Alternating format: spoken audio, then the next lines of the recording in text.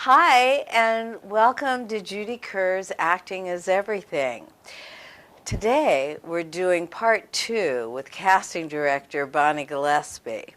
So, here she is. Bonnie! Well, your show that is on the website has had over 5,000 airings. Oh my goodness. So now that I think it's time to bring you back. That was a couple of years ago. It's been a while, yeah. And so I want to know what's going on in the casting world and what you're casting and what you're doing. Awesome. And first I want for the audience to let you know that Bonnie is really the expert. This is her book. I learned it all from you, Judy. Oh, thank you. Self-Management for Actors. And I met Bonnie, actually I became a fan of hers because she was writing a column in Backstage West, it was at that time, but now it's just Backstage, and about casting directors.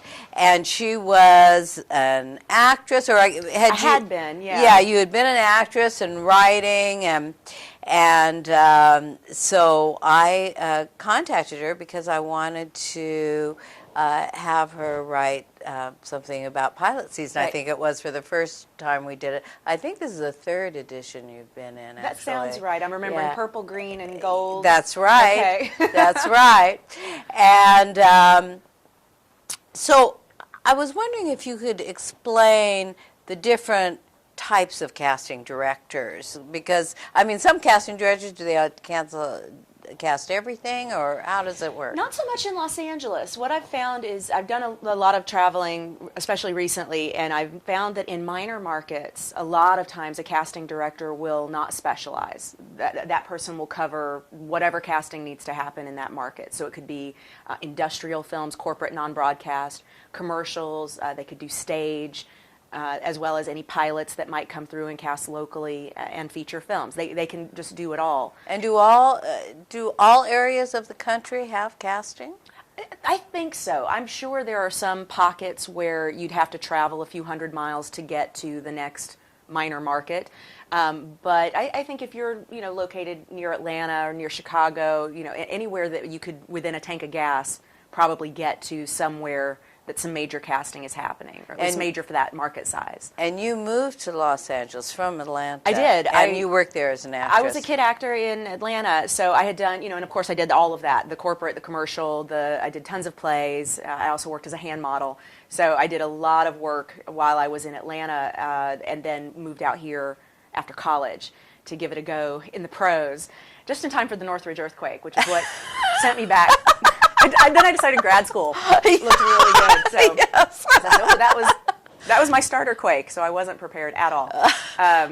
Anyway, yeah, when I've traveled around, noticing that minor markets will have people who are less specialist, and I think, though, that makes sense for the same way we see actors in Los Angeles, because the actors sort of have to specialize here because there are so many.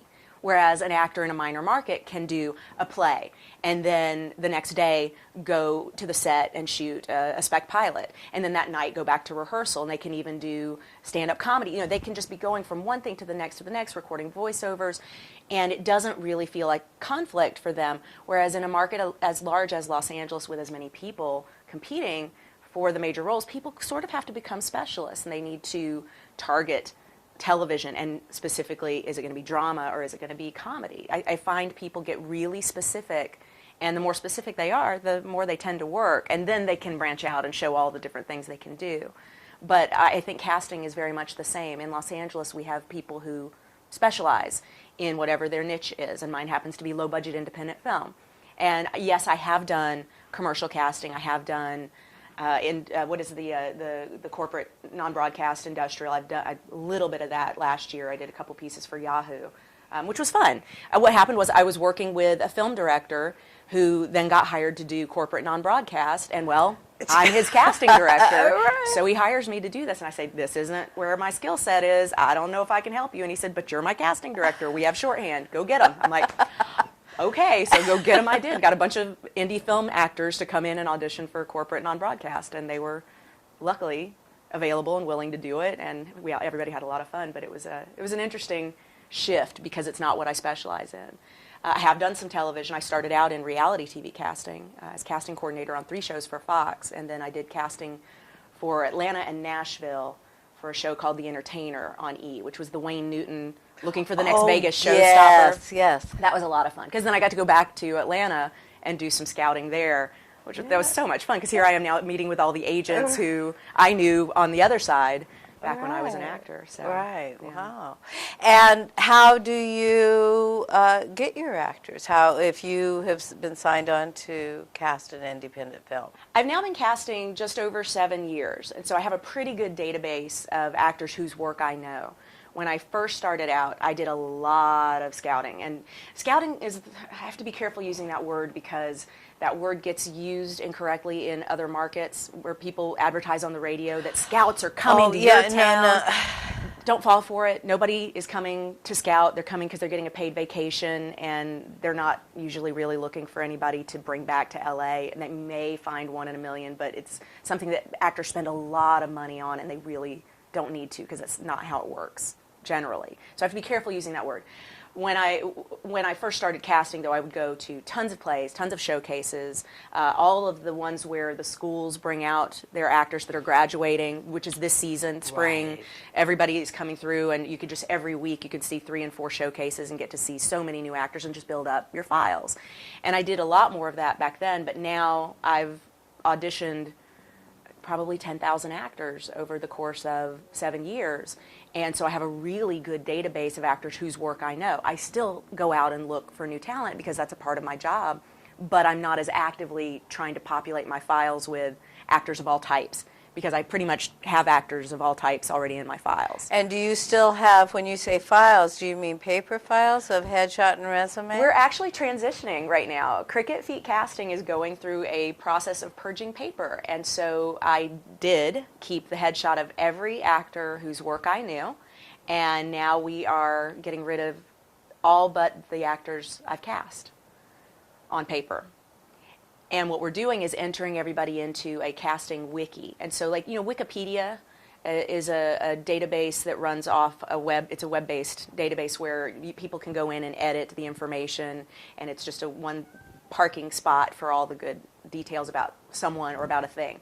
We have one that we've built on our server, and it includes all the actors who've ever come in front of me for any reason, whether I saw them in a play, or they auditioned for me on a particular project, or they made it all the way to final callbacks. Wow. And I have all that data entered into this web-based wiki software, and my interns have been helping me. Oh my gosh, that's who. It's been the big project of 2010, and we're still only halfway through it, I think. And bless my interns, they are so amazing.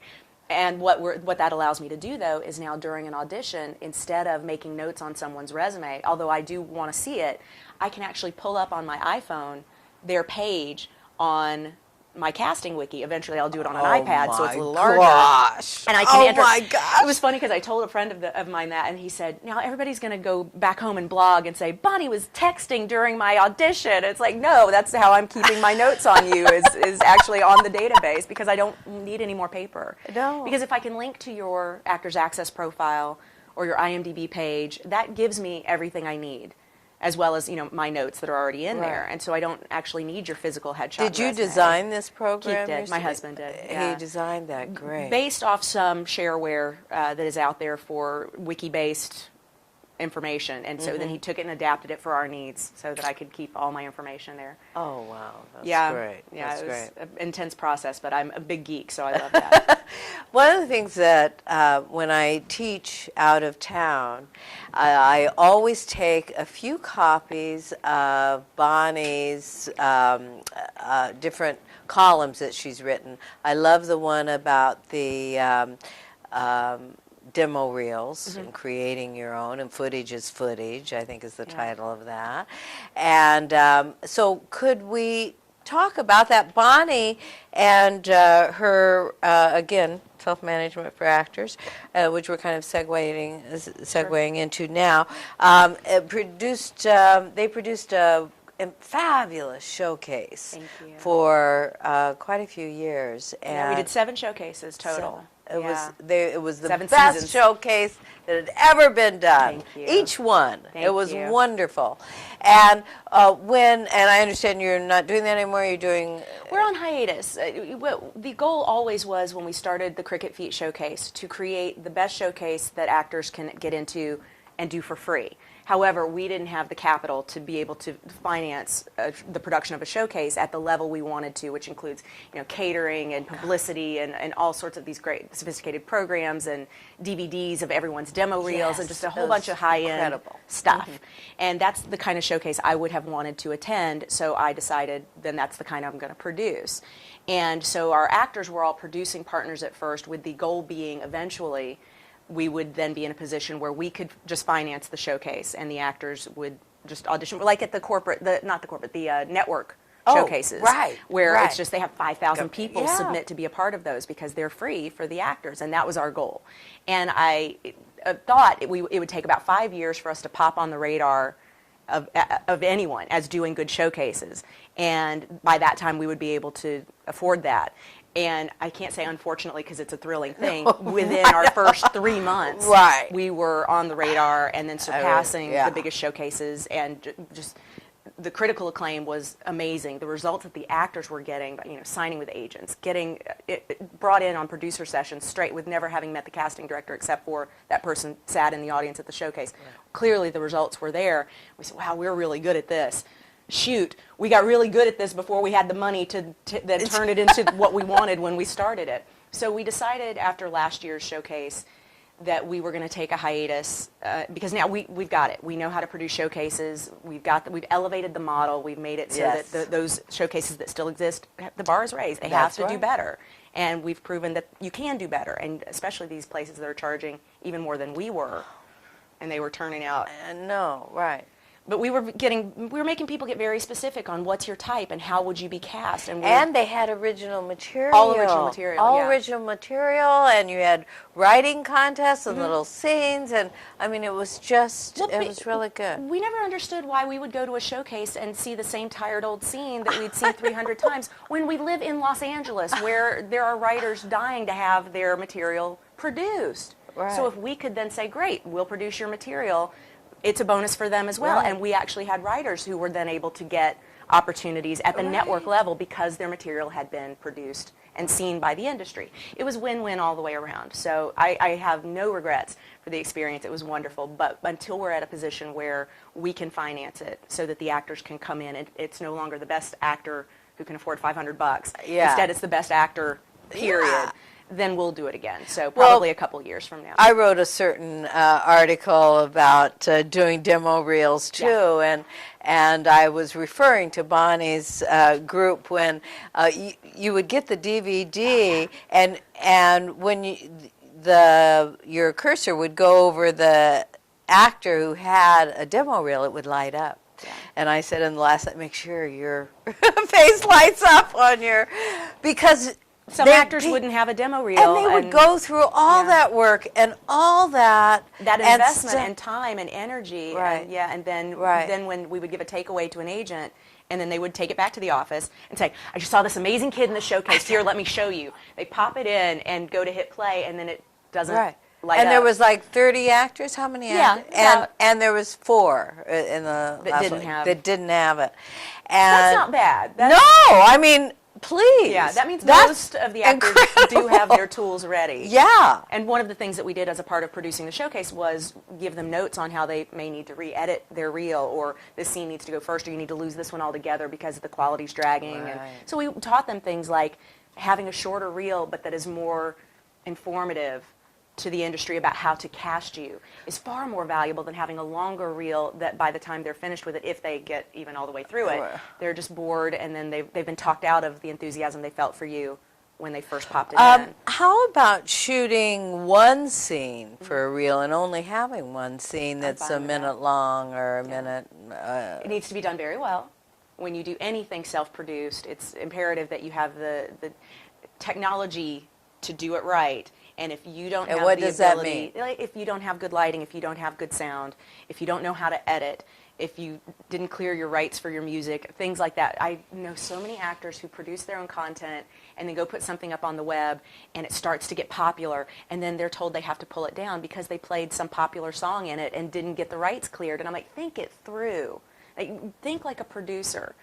Think through all the steps. Wildest dreams, this thing goes viral and gets seen by millions of people. The share button is a very powerful tool that we have right now, and actors of this generation are only going to benefit from being able to create their own content, but they need to do it in the smartest way possible, which includes things like don't put it out there if you're going to then have to pull it down because you didn't get it cleared. And if the editing's not good, send it to somebody who knows what they're doing. If you can't afford an editor, do a work and trade. There are so many people who are looking to build their credits on the production side of things who will trade time with you so that then they can still use your material as a showcase of what they can do. So you both get to use it. So I think for demo reels, for self-produced content that you plan on putting out on the web, wherever its destination is, I think if you're doing it yourself, you need to be really sure that it's the best it can possibly be on the technical level, because then all we're focused on is your talent. But if you give us things to be distracted by, like a boom shadow or a shot that just lingered 30 seconds too long and we're going, or even 5 seconds too long, we really will get distracted by it if you give us the chance to be distracted by it. Right. So, yeah, bad sound, that's probably the biggest. Yeah. And what about for the reels, the scenes that they choose to use? It needs to flow between the scenes too, well, right? I find a lot of actors are afraid to edit writing. That, if say they have a scene and they're like, I love the scene, I did it in acting class, I want to put this on my reel. They're really excited about it, so they just shoot it as is. And maybe it's a lopsided scene. Maybe it's other character heavy. So even though they have a couple great lines in it, the whole reel that whole scene in the reel is spent with us focused on the other character, which isn't helping you. And if it's your reel, you need to edit that thing down. If you don't edit the writing before you shoot it, then you edit it later when it's something that you're cutting together for the reel, right. Because you always need to make it all about you when it's your demo reel. I like to say your demo reel is the trailer for the movie that is you, and you need to make us want to see it. You need to make us really want to buy tickets to that movie. And the way you do it is you put your best stuff out there, you make it leave us wanting more, all of those things that movie trailers do so well. And people are like, oh, but you don't want to give away the best scenes in the trailer. Yeah, you do, because no one's going to buy tickets to see the movie right, otherwise. Right. You have to. It's marketing. Yeah. And I think people get confused. They're like, well, I want to be true to the material. I want to make sure to show how the scene developed. And I'm like, no, that's what happens in the movie. In the trailer, it's about getting people excited to buy that product. Right. It's marketing. The same way that a headshot is not a photograph, it's a marketing tool. A resume is not a list of everything you've ever done. It's a recipe for how to cast you next. And your demo reel is not a truth to the story as it unfolded video. It's a clip show to get us excited to bring you in. Right. But it's all marketing, and I think a lot of actors miss the marketing side of things, which is that's why I wrote Self-Management for Actors, right. because that's all it is. Right. And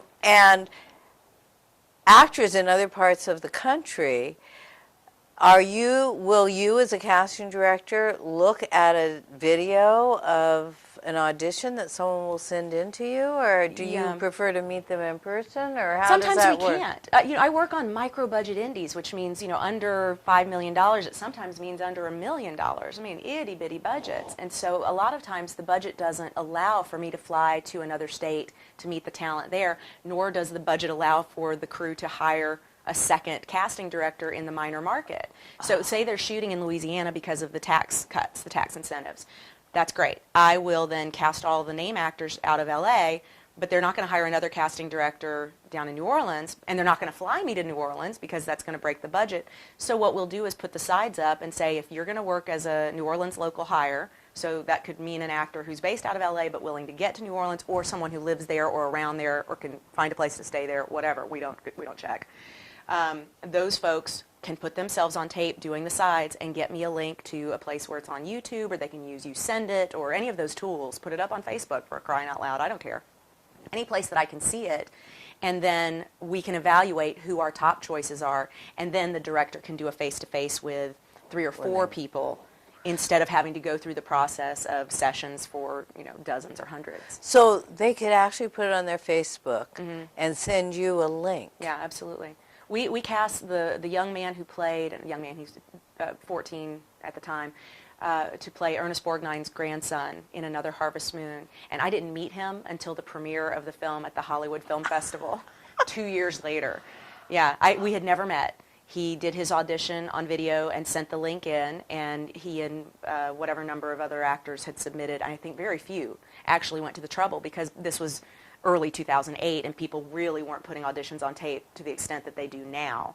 And so there was a little, I'm not sure what this is, some hesitation, especially the agents were like, I don't know if I want my actor to go put himself on tape for you. And I'm like, to play Ernest Borgnine's grandson? Think it over. Yeah, This is not going to be a small film. Even if it is a low budget, it's going to get played. Right. So I think we ended up with something like 35 candidates. And then the director met with the top 5. And I didn't need to be there because we had already gotten through that part of the process that my job includes, which is doing risk management, taking a look at their credits, seeing what else they'd been in, talking to other casting directors who had cast them previously to see, is this someone who can handle, because it was a really hard emotional role.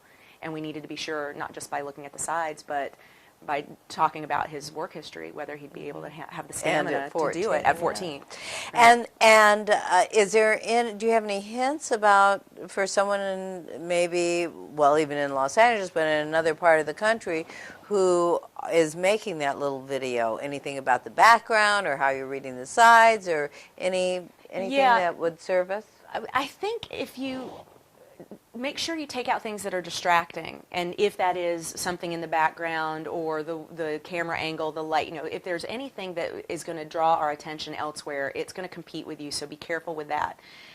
Honestly, I know I talked before about all the importance of technology and everything being as perfect as possible, but I have to say one of the kids who made it to our top 5 shot his audition with a cell phone camera.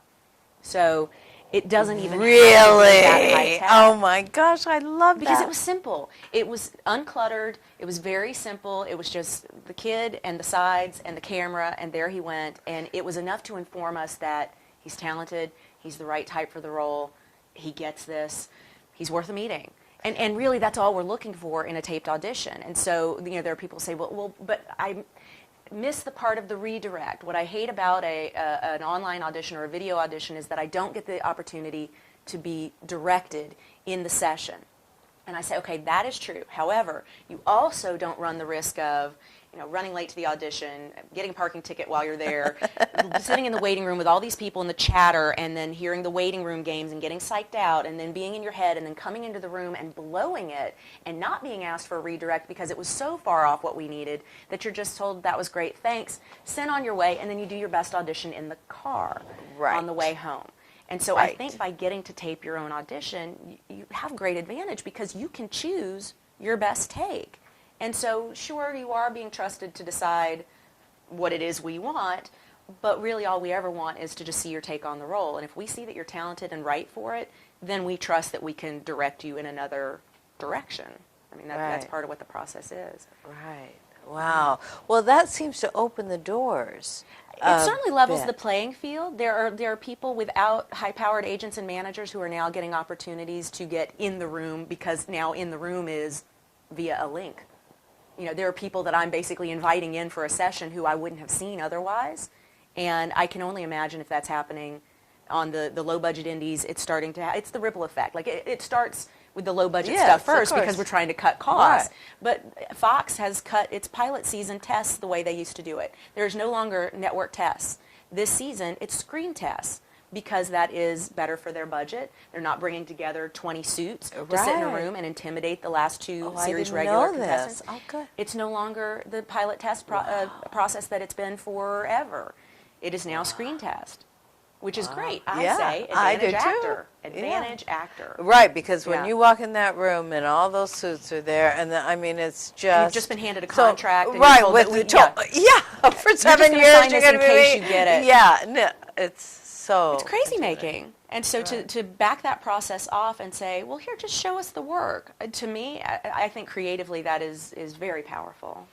We have just a few minutes left, and I wanted to go back a little bit, and talk about scams and people who are charged all this money for scouting people. And the model. Yeah. The conventions. And all this stuff. I get why it happens. I really do. The deal is you never pay for representation. Agents and managers get paid when you do. They earn commission, which is why it is of value to sign with an agent or manager, because they are investing in you and deciding that they see the potential for you to earn money and therefore for them to get their commission. And there's no value in that if all you have to do to get an agent or manager is write a check. Because then or look good. There's no incentive for then that agent or manager to hustle to get you appointments because they've already earned their money. Right. So the incentive then is for them to just sign more people, because the more they sign, the more money they get. So they're out trying to sign more actors who will pay $250 all the way up to, I've heard, thousands of dollars to get into a system. And I know why it works, because the dream is so seductive and everybody wants the edge. They think, oh, if I could just do this and I could get ahead of everybody else, and if they would just see me, they'd love me, and then I can be on that top show or in that top movie. And it's just like the weight loss industry. People are spending billions of dollars for the shortcut, and the only thing that works is hard work and discipline over time. That's it. How do you show up to get the most for your money out of the casting director workshops? Okay, if you've already decided, I'm going to do CD workshops, so I'm not even going to get into the deciding to do them or not, because that's a whole different topic of conversation, and I have strong opinions about it. If, however, you've decided, it's my money, I'm going to do it, I'm going to do a CD workshop, okay, great. Go in, write on type. Be prepared. By write on type, I mean don't go in trying to be all the different things you can be. Go in knowing exactly how you're cast and how you would be cast on that person's show. Do your research. Don't show up for a Disney show if you are gritty FX criminal type.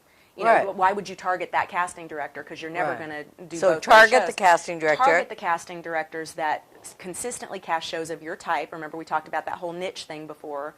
So it's important to have already done your research to know who you need to see. Get in front of those folks, and don't go in with any resentment for having plunked down the money, because a lot of people who I hear talk about their experiences in CD workshops say that there's just this negative cloud of, I'm spending all this money and I'm resentful that I'm having to do it. And I said, well, then if that's you, don't do it. Yeah. Because the casting directors can feel that energy, whether that's what you brought in the room because you had a crazy day or you're at a CD workshop or whatever. If you're feeling resentful about it, don't do it, because that reads, and no one will understand that that's you being resentful of a system. They'll instead see that and remember that. And in the end, we want to cast people we like hanging out with. Right. We want to spend time with people we enjoy. Well, we have to end. But one of the things I want to encourage all of you to do is to read Bonnie's column, showfax.com, An Actor's Voice. It's there's no charge. I'm not going to say it's cheap, because it's very not cheap at all. But it is free to read the columns, and she has a great column on type. And you can go through all the archives. There's 6 years of archives. Yeah. They're free and searchable. Yeah, it's awesome. Great. I love how they have that great. set up. And Bonnie's book, Self-Management for Actors, and she's very highly featured in the book that I write for actors. Acting is Everything. You're welcome. And thanks so much for returning. Absolutely my pleasure, updating. Judy. Okay. Bye-bye.